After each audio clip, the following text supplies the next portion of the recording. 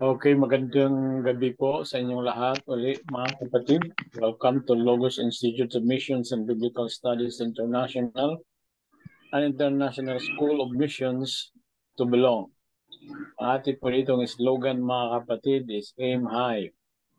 Taas natin ang ating mga mithiin sa buhay sa pamamagitan ng ating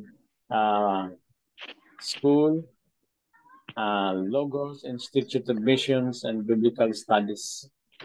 Ang Logos Institute of Missions and Biblical Studies, mga kapatid, ay nagpasimula po ito noong 1995 as Lycos Institute of Missions, Lycos School of Evangelism pala. No? So po itinayo po sa aking distrito, mga kapatid, when I was assigned as a district pastor in Northwestern Samar District sa Samar. At maya-maya ay i-explain ko sa inyo kung bakit ngayon ay naging Logos College na instead of Logos Institute. Pero bago po ay tayo po muna ay makinig ng mga awit na ating kinumpuso para magamit sa ating school. Ang una nating acquaintance ay para ma-acquaint tayo sa ating pinaka-school song. School song ng ating college.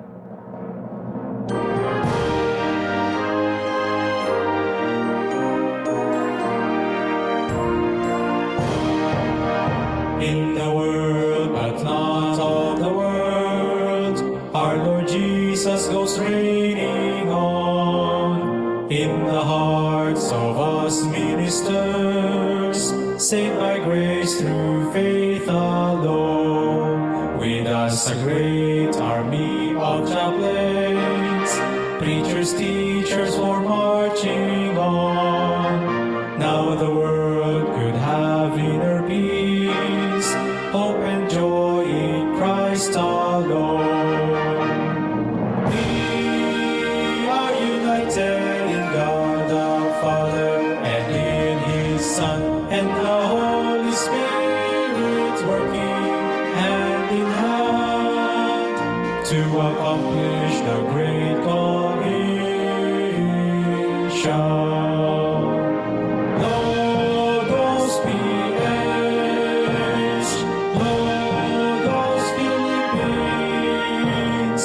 International Instituto, our alma mater, Logos PH Instituto, our alma mater, LILBSI, our alma mater, LCLBSI.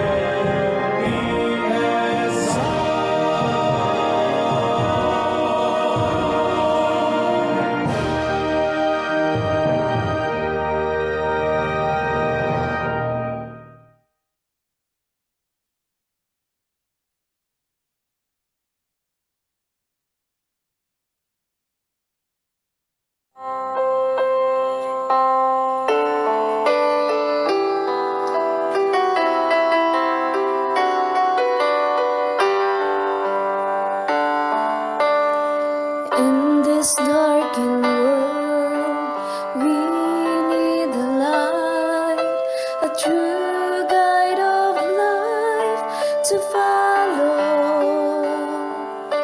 The sure guide of light, the pearl of great price, this truth we will find in God's word. Search God's word, leave His word, for in it we know we have eternal life. Search God's word, share His word, for in it we know they'll have eternal life.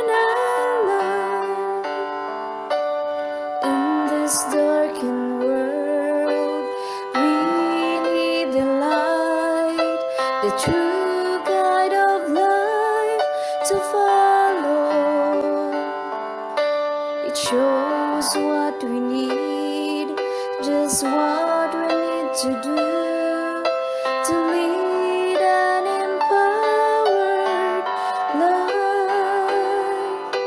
Search God's word, live His word, for in it we know we have eternal life.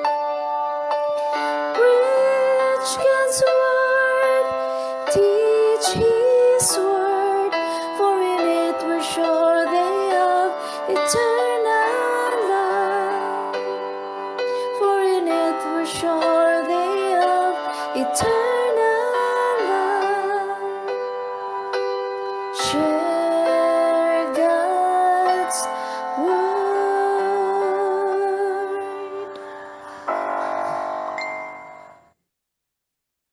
So this is our class theme song, mga kapatid, and usually every Sunday ito po ay ating pinatutugtog as an opener of our classes. Okay, so ito po ay galing po sa aking Cubist digital artwork. No? Kung familiar po kayo sa mga paintings, mga kapatid, ang artwork na ito, ang tawag po dito is Cubism. Ito po yung ginawan ko po ng awit na ito na po yung naging theme song ng ating klase. At ito naman po ang ating graduation song. I composed this song in April last year. So, at naisip ko na magandang song ito para sa ating graduation. Although when I composed this song ay hindi pa ako nag-iisip na ito magiging pwedeng gamitin natin as graduation song. But since this is about our should-be response, no? Or ang nararapat na response to the call of God, at para sa ating mga gagraduate na ngayong September. So, in-introduce ko na lang po ang awit na ito para maging ating graduation song. Pakinggan po natin, mga kapatid, at least tayo po ay magkaroon ng idea why this song should be sung sa ating graduation.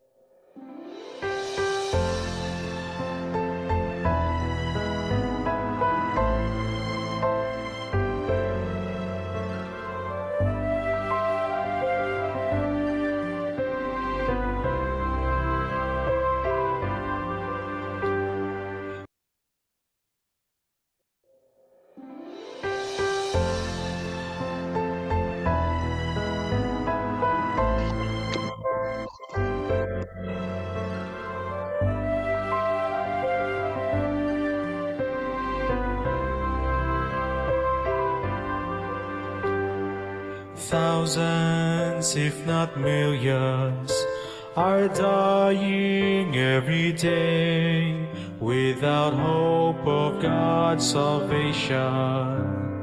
Lost souls are there.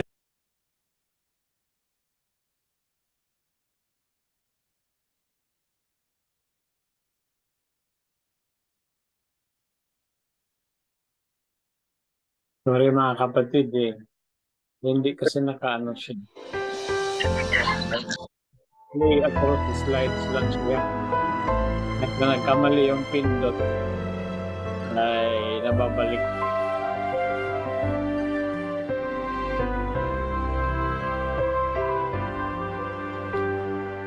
Thousands, if not millions, are dying every day without hope of God's salvation.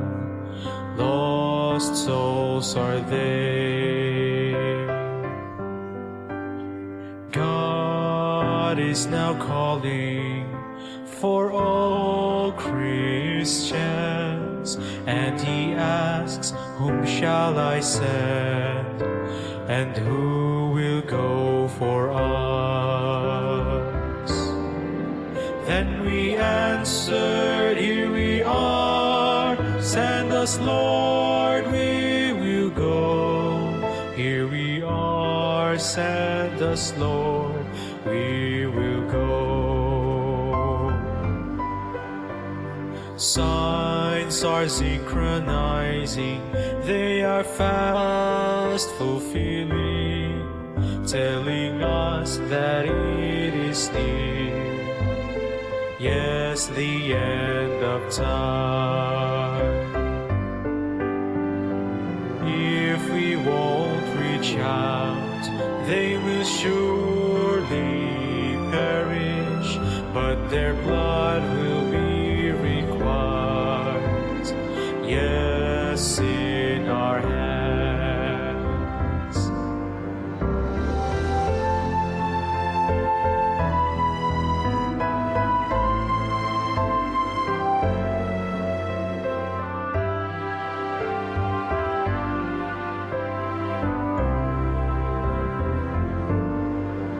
Then we answered, here we are. Send us, Lord, we will go. Here we are. Send us, Lord, we will go. Here we are. Send us, Lord, we will go.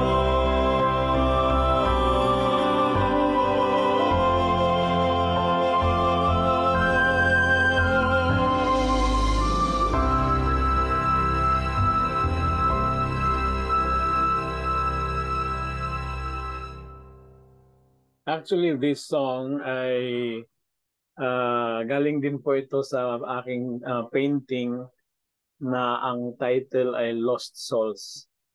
Hindi ko pala nailagay dito yung painting ko.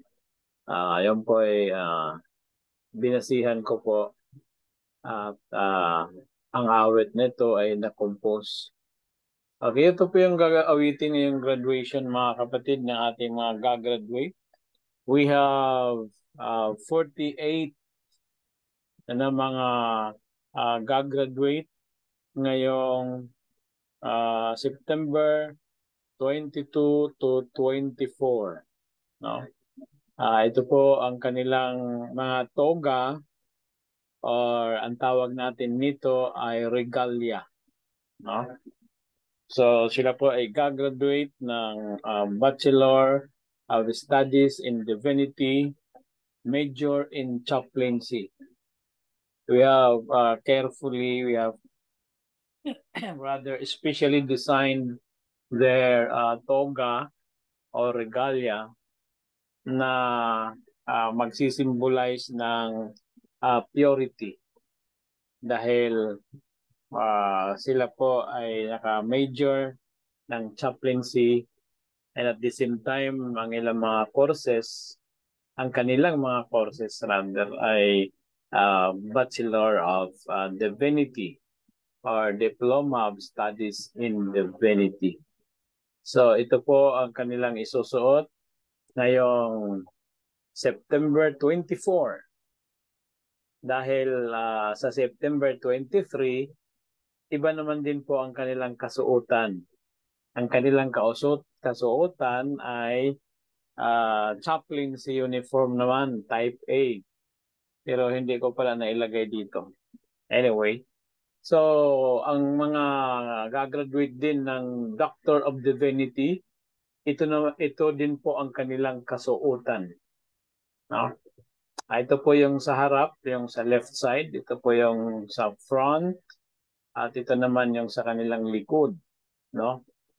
Okay, ito naman yung kanilang tinatawag na sombrero or cap. Okay. So, yun po ang mga gagraduate ngayong September 24. At ito po ang challenge ko sa inyo mga kapatid dahil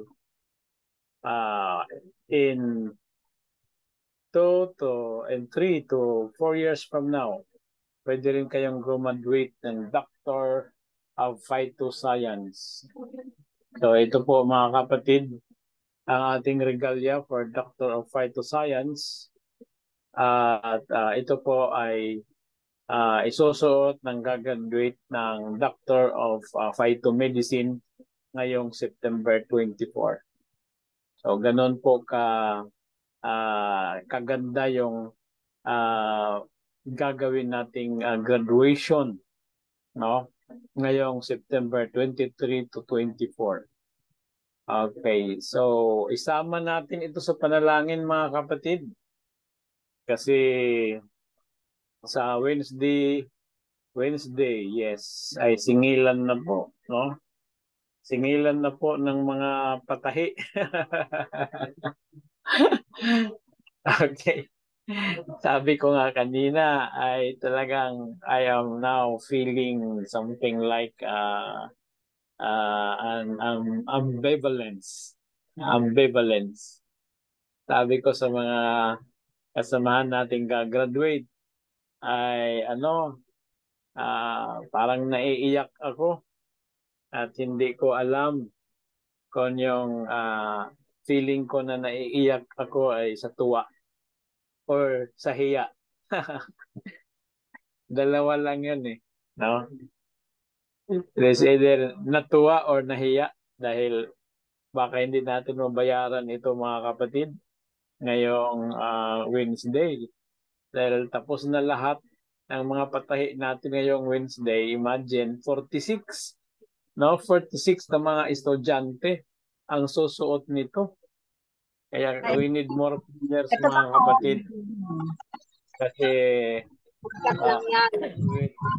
with more prayers, more power, we have just 2 days to get ready with our financial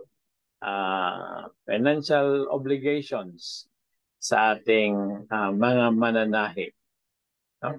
Alam niyo mga kapatid, napakabait naman yung mananahi. Imagine, tinahi nila mga kapatid talaga, no? Na hindi katulad ng mga iba dyan mananahi na talagang napakasigurista eh, no? Kailangan talaga mayroong bayad na kaagad eh para bago itahi. Ito'y talagang ipinanalangin naman natin sa Panginoon na nabigyan tayo. Talagang pinanalangin ko ito mga kapatid, nabigyan tayo ng mananahi talaga na na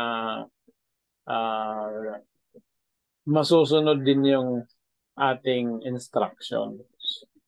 At binigyan nga tayo mga kapatid. Ngayon matawa-tawa pa siya eh, no? Matawa-tawa pa siya sa kanyang pagtatahi at saka parang excited din sa mga na matapos na yung pagtatahi. Kaya pagdating ng Miyerkules mga kapatid, hindi ko ma-imagine kung tatawa pa siya. No? Kaya ito napakalaking challenge. Panalangin natin ito, kapatid na Joven, Maksyon, kahit yung mga hindi pa graduating dyan, no? Isama natin sa panalangin ito dahil ngayon, ear to ear pa ang ngiti ng mananahi. Pero pagdating ng Miyerkules, hindi ko ma-imagine kung ano na klaseng ngiti mayroon siya. No? Pero if we will just cling to the promise of God at hanapin na natin yun kasi naghihintay na yun at mahanap din natin yun mga kapatid. At patuloy na matutuwa yung mananahin natin. Kasi sabi ko pa naman doon, mga pastor ito eh. Yung patahi, mga pastor. Kasi mga chaplain, no? Mga chaplain ito eh. Tapos, kung hindi natin mabayaran mga kapatid, parang ano kaya sasabihin ng mananahin nito? Sabi, mga pastor. Mga pastor naman kaya yon. Naku, Doon talagang inaano, sabi ni Sister Delia, kakulba, oy. No, Sister Delia. Sabi Sister Delia, kakulba. Kulba talaga. Kulba talaga. So, yun mga kapatid. Na, ang pangalan natin nandoon. Nandoon ang listahan eh. Doc Arnel, nandoon yung pangalan talaga ni Doc Arnel doon. No? Doc Arnel, large. Nakalagay. Tapos sabihin ng mananahe, sino kaya itong Arnel na ito? I-search ko nga ito sa Facebook. Patay tayo dyan. Oo. Okay, so lahat tayo i-search sa Facebook eh. So, kung ano, anyway, it's just a part of our orientation. Sinama ko na lang yan mga kapatid para magkaroon tayo ng idea that 1 year from now, gagraduate na rin po kayo yung mga nandito eh. No? O kasi by January, we are going to offer a semi-fast track. No? Semi-fast track para yung mga kai-enroll lang, no, ay makakuha sila ng tsansa na makasama sa ating graduation sa 2024. Habang yung iba talaga ay nag-aaral simula ng regular talaga, no? Since last year, September 4, sila nag-aaral. Pang 1 year na nila ngayon, next year pang 2 years na nila, no? Pero yung ibang gustong humabol ay we are going to offer a semi-fast track para sila po ay maka-join sa September 24 na graduation. June 2024 nating graduation. At ang ating gagraduatean mga kapatid ay yung Bachelor of Studies in Divinity major in chaplaincy. Mag-share po ako ng another screen.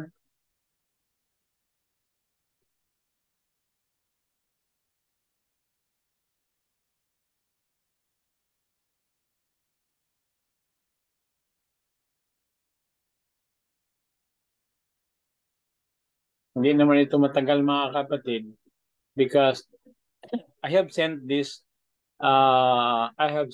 information nasa link lang po ng ating mga GCs. So let's talk about this, no? Logos College of Missions and Biblical Studies International Incorporated.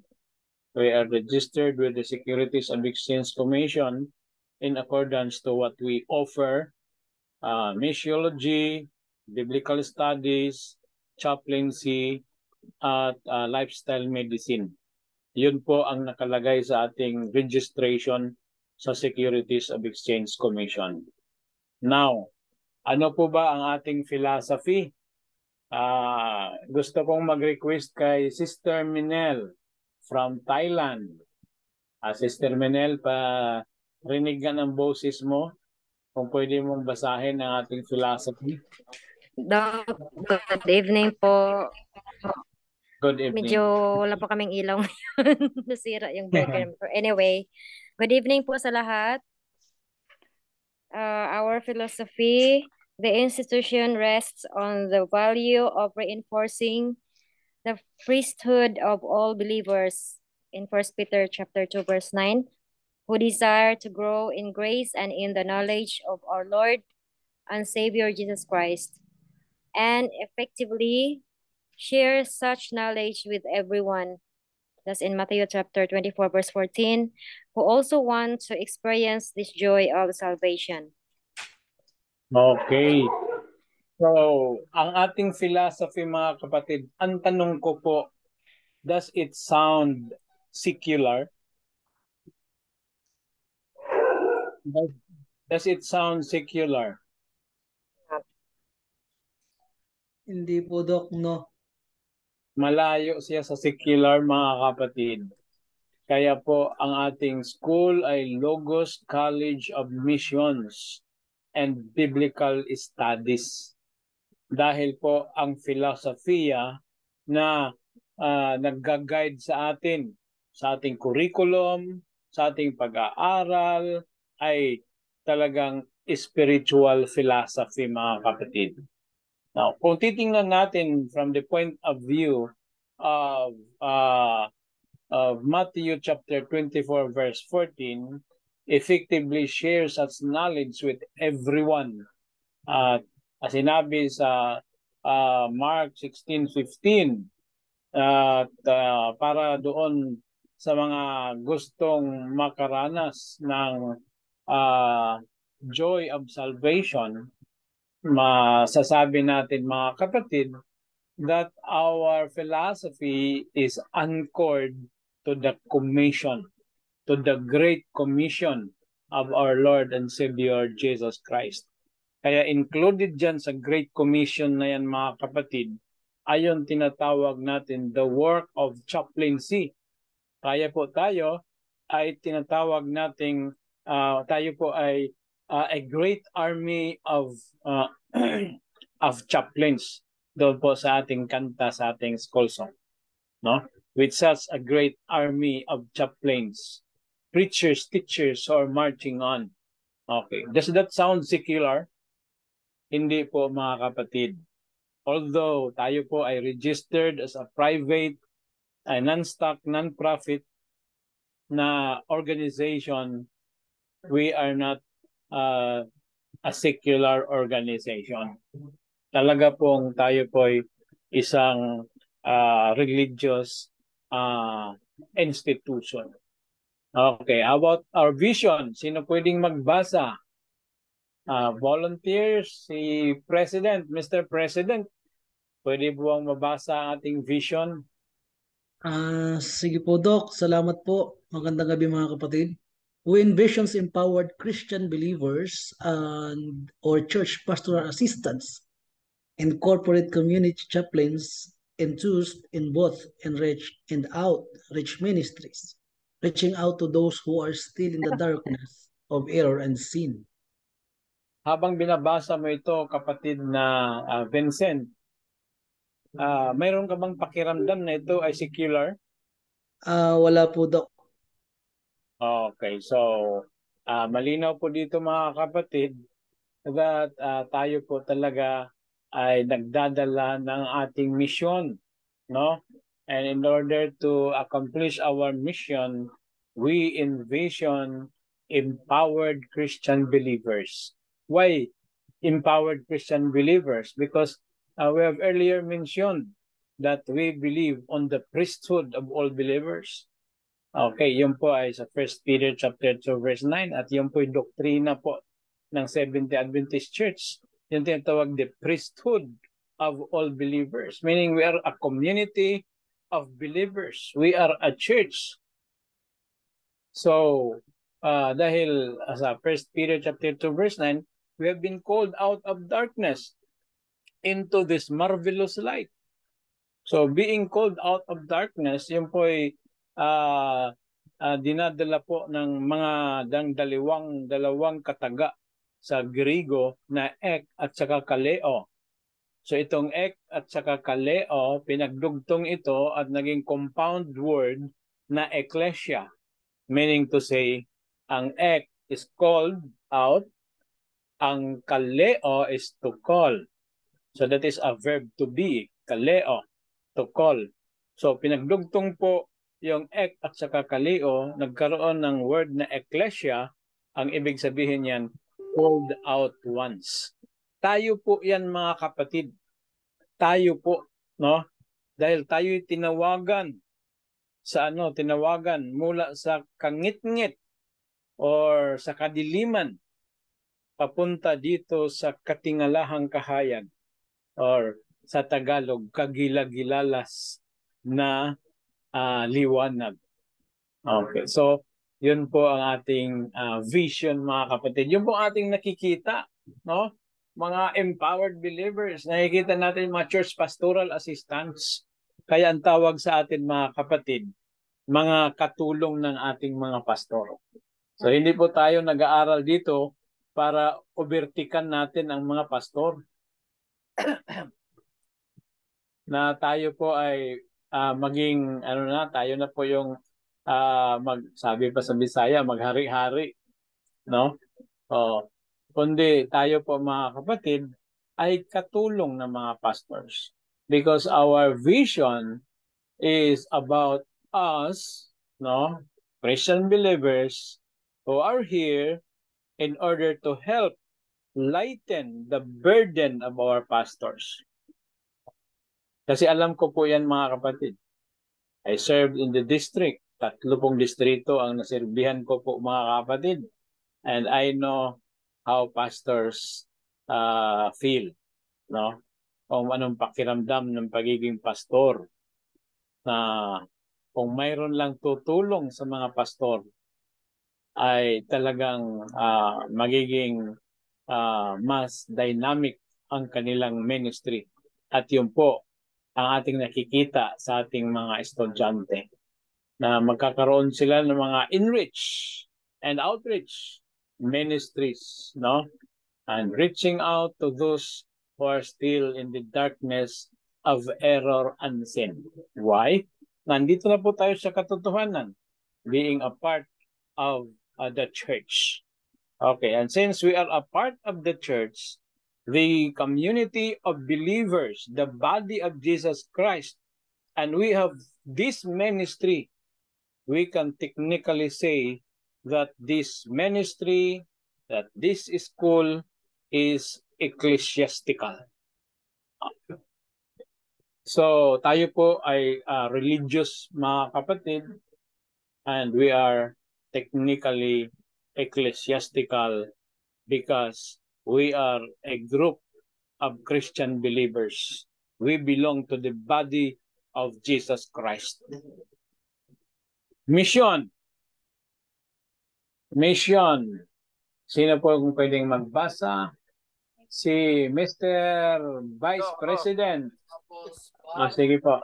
Yung volunteer dyan. Ako na, Doc. Brother Jordan. To empower the people of God to engage in gift-based ministries.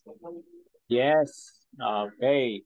So, ating in-encourage talaga na tayong mga estudyante dito ma-empower, and with that empowerment ay mag-engage po tayo ng gift-based ministries. Kung ano yung mga gift natin. Kaya dito mga kapatid, sabihin natin, paano ako makakagraduate? Hindi naman ako magaling mag-preach. Pwede, graduate pa rin mga kapatid. Bakit? Magaling ka namang kumanta. Or baka kaya magaling kang makinig. Alam nyo, ang pagkikinig ay talent din po yan eh. That's a gift, listening, ang tawag dyan. Yun na nga ang pinaka-number 1 na gift ng isang chaplain eh. Kasi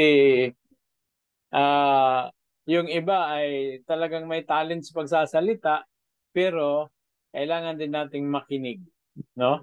Importante sa isang chaplain ang pakikinig. So kung iniisip mo, wala naman akong talent sa pagsasalita, wala naman akong talent sa pag-aawit, no? Baka nandoon ka sa talent ng pakikinig eh. So kasi ang atin mga kapatid is not just preaching, kailangan din listening. Okay? So, yun po. Pwede pa rin graduate, no? Dito sa atin. Whether you are a singer, you are actually, ang preaching, hindi na lista yan sa mga spiritual gifts. Okay, ang nasa spiritual gifts ay teaching. No? Okay. Pero ang preaching kasi is a commission. Commission ng ating Panginoong Diyos. Pero yung kaakibat dyan yung tinatawag teaching. No? Teaching. Kaya nga sa Matthew 28, 19 to 20, so ang emphasis more is about teaching. Okay, so core values. Ako na lang magbasa ng core values natin. Christ-centered education. Mean to say, ang sentro ng ating pag-aaral dito ay walang iba kundi si Kristo. Okay. So, yung ating instructor, no, ating professor sa transformational leadership ay napakaganda po ng kanyang mga lektura. At later mga kapatid ay tuturuan po kayo ng tinatawag Christocentric leadership. Okay? So, yun po yung darating. No? Hindi ko lang alam kung kailan may di-discuss yan ni Professor Ramak. Ay may di-discuss din niya yan yung tinatawag Christocentric leadership. Okay? So, alam nyo mga kapatid, ay pinili talaga natin yan si Ma'am Ramak na maging professor natin sa leadership. Kasi yun po ang kanyang kurso talaga niyan ay business no? Business ang course, and siya po nakatapos ng Master of Public Administration. No? Master of Public Administration, kaya pasikot-sikot sa administrasyon, alam niya yun Okay. Plus 20 years na experience, ay talagang bigay siya ng Diyos sa limbs. So, Christ-centered education. Yung iba, hindi na natin maka-question yan kasi theology yun no? So, Christ-centered talaga yun Righteousness by faith, Christ-centered talaga. Okay, walking the talk and talking the walk. Ano po yun? No? Hindi lang po tayo basta magdaldal ng magdaldal mga kapatid. Sinasabuhay din natin ang yung ating mga sinasabi. Then we teach strategy. Dahil ang strategy ay napaka-importante para sa limbs at para sa mga estudyante ng limbs. Innovation. Dito sa limbs mga kapatid, magugulat ka, ang daming innovations mga kapatid. No? Ang daming innovations. Mabubulaga ka sa mga innovations dito sa limbs mga kapatid. Okay. At higit sa lahat, yung commitment ng ating mga professors, grabe ito sila mag-commit. Walang mga sweldo ito No? Walang mga sweldo, pero tingnan mo naman pag nagturo mga kapatid, parang sumisweldo ng tag 50,000, no? Sumisweldo ng tag 60,000. Okay? Pag nagturo, kung po yung tinatawag commitment. Ang mga estudyante, dapat, kumbaga sa Bisaya pa, bugtian sa nato. Ano yung ibig sabihin bugtian? Gantihan naman natin tapatan, no? Balusan, no? Din natin ng commitment. Hindi na mag-absent, no? Mag-absent lang talaga kung emergency. Di ba? Kasi ating mga teacher, pag tiningnan nila 4, 5, parang parang gustong sabihin na sayang naman itong aking ministry. No, sayang naman itong aking commitment, no? Ay konti lang yung nagre-response din. Konti lang yung balos. So, tapatan natin. Invite tayo ng invite mga kapatid. Padamihin natin ating mga estudyante kasi ang mga professor natin walang sahod. Hindi naman sila sumasahod mga kapatid. Pero pag nakita nila na marami ang mga estudyante, ay grabe, mas lalo silang ginaganahan magturo. Tama po ba mga kapatid? Amen. Amen. Kayo nga Amen. po. Amen. Pag nagsalita kayo sa simbahan, no? Lalo na pag nag-promotional talk kayo, 4 pa lang yung nakarating sa Sabbath School, parang hindi kayo masyadong excited magbigay ng promotional talk. Di ba?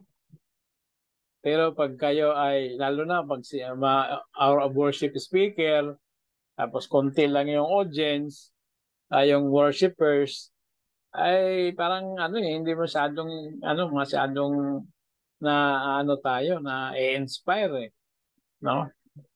Okay. Pero pag puno ang simbahan, ay talagang ginaganahan kang magsalita, no? So, yun po, commitment. No? Tayo po ay may mga commitment to the work, commitment sa pagtuturo. Okay. So, walang patumas-tumas mga kapatid. Pag sinabing patumas-tumas, yung palaging absent daw po. Sabi ng mga INC. Passion. No? Passion. We should be passionate about, no? Talaga dito mga kapatid, makikita mo yung passion ng ating mga professor no? Pag nagsalita yan mga kapatid, talagang punong-puno Okay, punong-puno.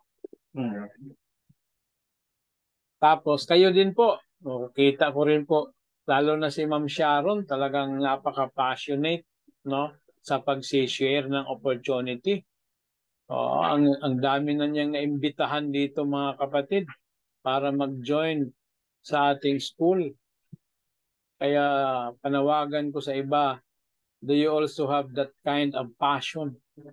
No? Punuin natin ang school natin mga kapatid, no? Kasi mura lang naman dito ang tuition napakamura, sobra ng tuition. Mamaya i-discuss ko yung ating tuition, no? Okay. So kailan wala dito sa akin yata yung document, hindi ko na open. Mamaya, no? Expertise. Wow. Expertise. Tayo po ay ang dream ng LIMS, tayo po ay maging experts. Kaya kasama yan sa ating core values. Maging experts po tayo, maging magaling sa strategy, magaling sa leadership, tapos nagiging mentor na sa ating leadership. Hindi po ba? No, mentor. Hindi yung yung magsishare tayo. Mga kapatid, ako po ay 20 years ng church elder. Mga kapatid din na nakikinig sa ibang iglesia. So, amen. Praise the Lord. Hindi man lang nag-isip, bakit 20 years sa pagiging elder ng iglesia? Hindi man nakaisip din mga kapatid. Nag-amen lang ng amen. Nag-amen lang ng amen. Kasi 20 years na ang narinig nila yung kapatid, 20 years na sa pagiging elder. Iniisip nila ang galing talaga ng elder na yan 20 years Pero para sa LIMS mga kapatid, ang elder na yan ay baog. Bakit? Hindi nanganak Siya pa rin ang elder, 20 years. Hindi man lang siya naging mentor. Kaya dito sa LIMS, gusto ng LIMS na kayo po ay maging mentor. Bilang isang elder, makapag-create kayo ng another elder na may mentor ninyo. I meaning to say, i-guide nyo para na sila din ay maging elder na katulad nyo.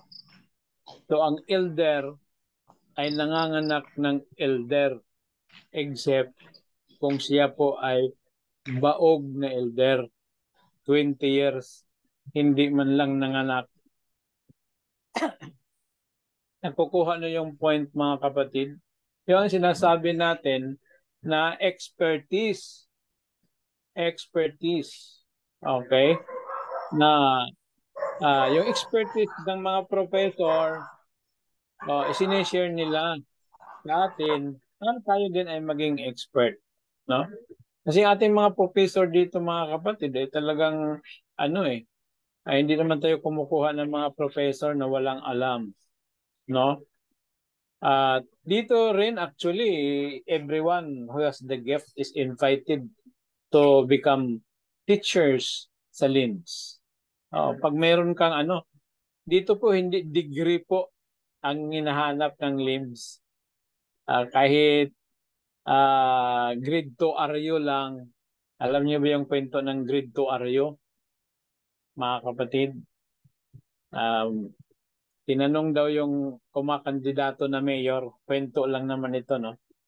At tinanong yung kumakandidato ng pagka-mayor, sabi niya, Mayor,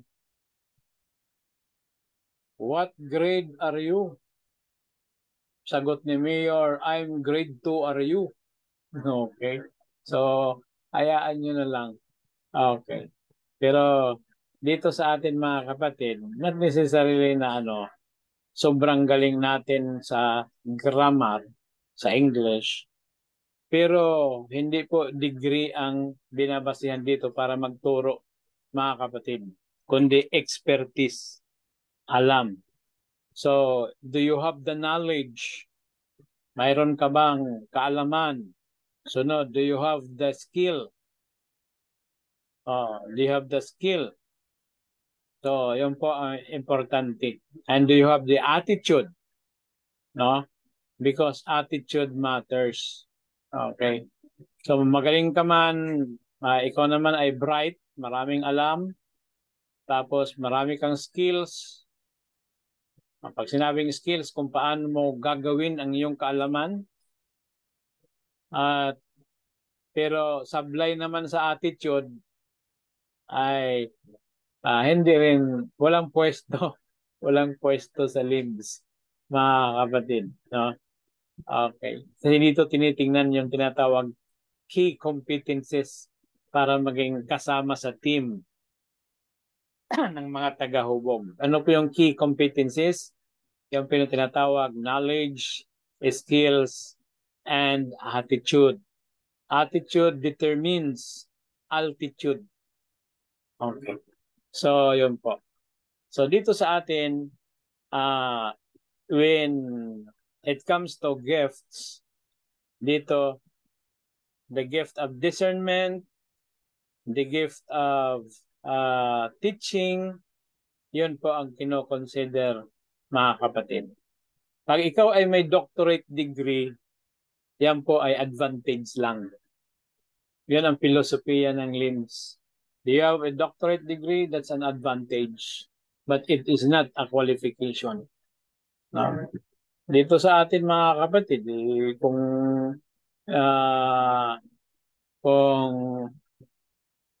minisyuray naman, bilangan naman ng pangkalibutan, no? Pangkalibutanon, ang tawag yan sa Tagalog. Pag magbilangan naman. Makamundo Makamundo. Kasanlibutan. Pag magbinilingay, kumbaga Tagalog pa ng Bisaya, o magbinilangay ta, no? O nahirapan ako no?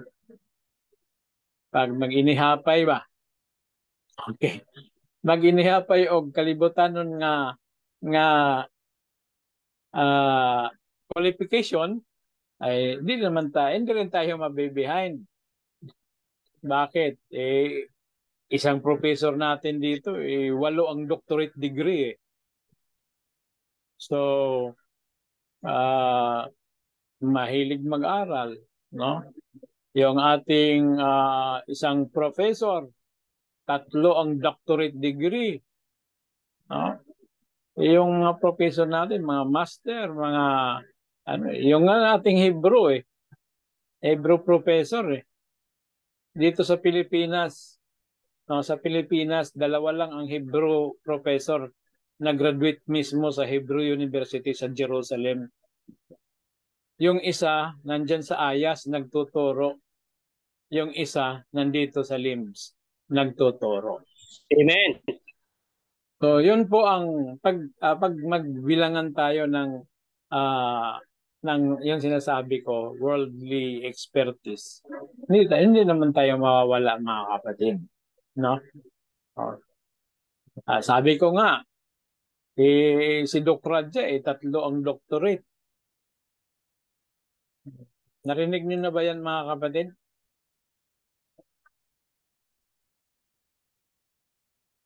May doctorate na pang jeep. May doctorate na pang bus. Oh. May doctorate na pang choir. Joke lang yan. Joke lang yan mga kapatid. Okay. Pang jeep, pang bus, mayroon pang choir. Okay. Puro konduktor yan. Okay. Joke lang yan mga kapatid. So, yan. Excellence. Yun po ang ating talagang hinahangad sa ating mga performance as students at saka as professors.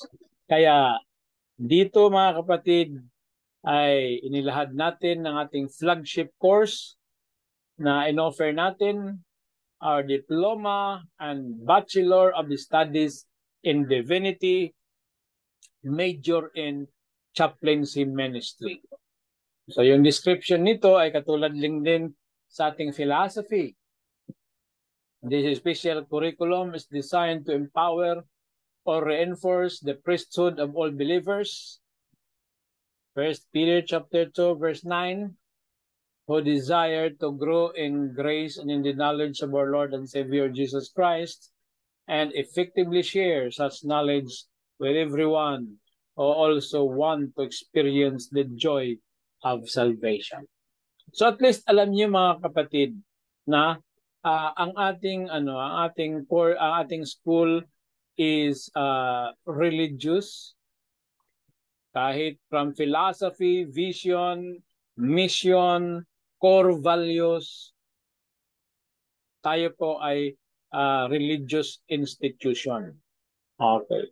Technically, we are an ecclesiastical school because tayo pong mga estudyante, tayo pong mga professors dito, we belong to the Church of Jesus Christ, the community of believers who are sa ngayon mga kapatid, ang tawag sa atin ay Remnant Church, no? Remnant Church or Seventh-day Adventist Church. Remnant Church, as far as fundamental beliefs number 13 is concerned, and a community of believers as far as SDA fundamental beliefs number 12 is concerned. At sinabing SDA fundamental beliefs number 12, it refers to the universality of the Church of God or Church of Jesus Christ. Pag sinabing Remnant Church, SDA fundamental beliefs number 12, yun naman po ay specific talking about the Seventh-day Adventist Church. First year of the studies, so po yung mga, hindi ko na babasahin lahat mga kapatid kasi kayo naman po ay may copy nito. Ang gusto ko lang paalam na sa first year, dalawa pong subject is about the chaplaincy. Yun pong CCC 100 at saka CCC 200. No? Na ang ating course code is ECM 100 at ECM 110 or tinatawag nating General Studies in Chaplaincy Ministry at saka yung CCC 200 is the Innovative Corporate Community Chaplaincy. Sa second semester mga kapatid, dalawa din po ang ating subjects ng chaplaincy. That is the Transformational Management and Leadership. That is CCC 300. Yung pong hinahawakan po ni Ma'am Ramak na subject. Yung po ay ECM 200. 3 units po yan. Kaya may mga assignments talaga mga kapatid. Kasi po pag 3 units ang subject, ang requirement po niyan ay 54 hours. Ang isang semester ay 18 hours lang po yung lecture natin. So we can compensate the other 2 hours through our coursework. No? Kaya may mga assignment. Kung may mga assignment, gawin natin. Okay? Para ma-meet yung required hours. ACM 210, Basic Counseling in Chaplaincy Ministry, CCC 400. Okay? Yan po. No? Okay. Then we have Indispensable Biblical Christian Doctrine. No. Ito pala. Okay, Biblical Counseling in Chaplaincy Ministry. Okay, Certification Code CCC 500. Then we have the Holistic Lifestyle Development Certification Code CCC 600. Ang binabasa ko na lang dito mga kapatid, yung mga subjects sa chaplaincy. Okay. So, ACM 400, Christian Home and Family Life Management. That is kung hindi ka po enrolled sa regular na pag-aaral, ay nandoon ko po sa certification code CCC 700. Sa last year na pag-aaral ay ito na pong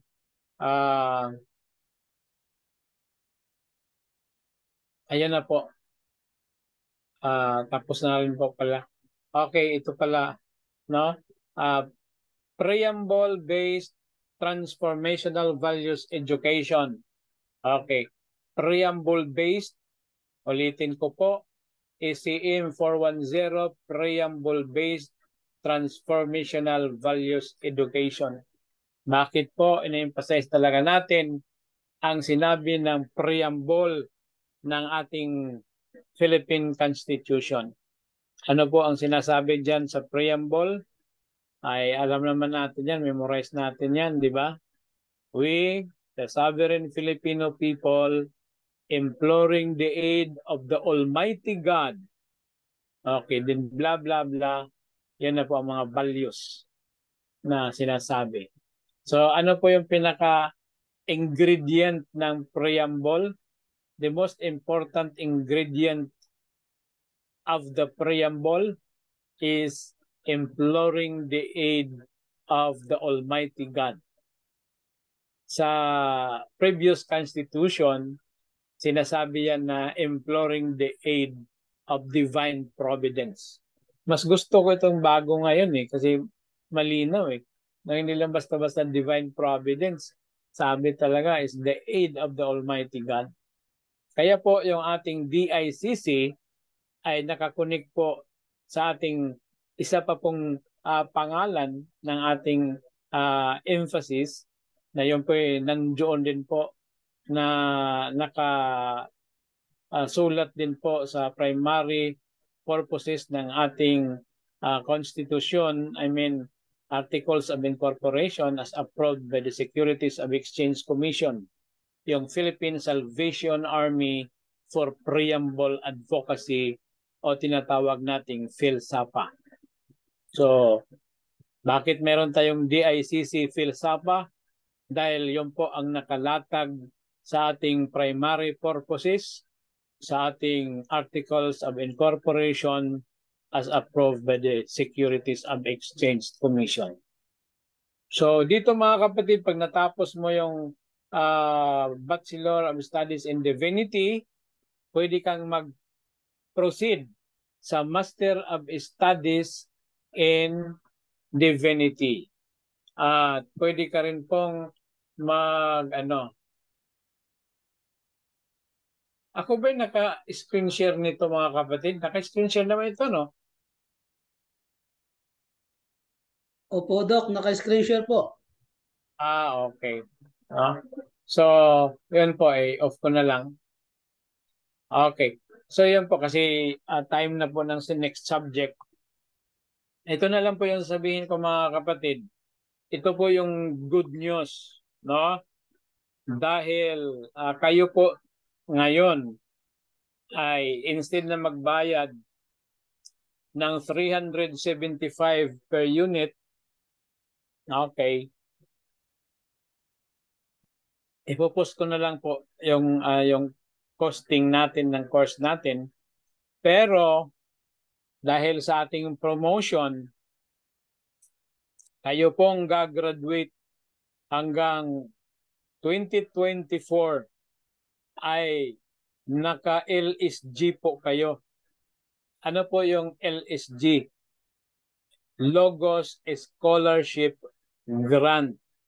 Meaning to say, libre po ang inyong pag-aaral sa LIMS. Amen po ba? Amen, amen. Parang konti lang yung amen eh. Amen po, Parikot amen. na yung walang Amen. amen. Amen po, Para amen. Amen. masingil Amen. natin. Unang Okay. nag-aim to. Para masingil. So, kayo po Amen. mga kapatid ay mayroong LSG, no? Logos Scholarship Grant. At ito po yung good news, no? After one semester lang, pwede kayong mag-cross-enroll ng Diploma of Studies in Phytoscience. Yun ang napakaganda, no? Pag kayo po yung nag-enroll ng Phytoscience, di natin alam eh, no? Na sobrang mong dedicated, walang absent-absent, kasi ang attendance doon kasama sa point system, baka, hindi lang natin sasabihin na sure, baka nga ikaw ay yung ma-awardan ng bilang isang Phyto-Medical Scientist of the Year. Okay? So, yun po ang napakalaking privilege mga kapatid. Bukod na libre po ang pag-aaral nyo, itong ngayon, no? Itong magkakaroon ng first semester, no? O, kasi second semester pala ito, no? Okay, after this, pagpasok ng first semester sa January, kasi iba yung school calendar natin eh, no? Ang first sem natin is January. Ang August yung second sem natin. So, yun po mga kapatid, no? Pagpasok sa January, pag kayo po ay maganda naman ang record ng first semester natin, ano second semester schooling, bibigyan po kayo ng full scholarship sa ating studies in phytoscience. So that is diploma or master of phytoscience. Ang kagandahan, pag ikaw po ay dedicated na estudyante at committed, no? Malamang ma-award ka ng tinatawag na Phyto-Medical Scientist of the Year. No? Pero kasama na yun na ikaw ay makaimbento ng halamang gamot. Kaya yung sinasabi ko dito, punong-puno tayo ng innovations mga kapatid. Innovation is one of our core values. No? One of our core values. So, mag-iimbento po kayo ng halamang gamot. At ang pinaka-the best na halamang gamot ay hanapan natin ng investor at ipoproduce natin at i-market natin sa church base natin na mga distributor sa buong Pilipinas, 5,000 Seventh-day Adventist churches. Ang goal lang naman ng distributor ay 500 per month. That is 30 million sa buong taon. 30 million, meron kang 5% or 2 to 5%. Okay na po siguro yung 1.5 million mga kapatid na royalty bilang nakaimbento ng halamang gamot na sobrang unique. No? Sobrang unique. No? Okay. Ano po ba yung gamot na sobrang unique? Yung gamot sa ubo, no? Na pag nag-take ka, lalong inuubo. Yan, unique yan eh. Ha? Okay. Joke lang po mga kapatid. Masasakit sa bulsa, Doc. Unique. Walang bibili. Walang bibili eh. Mas lalong inubo eh. Okay. So, yun po ang ating mga at marami tayo pang mga mga ano na little by little unfold po, ma-unfold po sa inyo, no? Wala na kasi po tayong panahon eh. No, kulang po yung ilang minutos for this orientation. Pero yun lang naman po mga kapatid. Okay. Our chaplaincy ay tuloy-tuloy po. At maraming salamat po sa pag-attend at alam ninyo po this week, dahil because of this orientation, we will give you the chance to multiply yourself, no? By inviting others na mag-enroll pa dito sa ating course sa Bachelor of Studies in Divinity, Major in Chaplaincy Ministry. Tatlong major ito mga kapatid. Major in Pastoral Ministry and Major in Master of Pastoral Theology. Hindi ko na lang binanggit yung ano kasi ang popular sa atin ay chaplaincy. Pero pag nagdagdag kayo ng mga subjects, yon. Eh dito sa atin, meron namang mga Master of Pastoral Theology din na kumukuha. Okay, thank you very much and God bless you. At kung gusto nyong tumikim, no? Gusto nyo ng free taste sa subject na Introduction to Phytoscience, you can just remain and observe kung ano talaga yung pinag-uusapan sa phytoscience with Doc Aris. Okay, we have 2 to 3 minutes. 2 to 3 minutes break. Uminom ng tubig, tumayo, mag-stretch para sa another 1 hour na talakayan on phytoscience with Dr. Aris B. Dapat, ang ating pong Executive Director ng LIMS International School of Lifestyle Medicine. Okay? Break po tayo.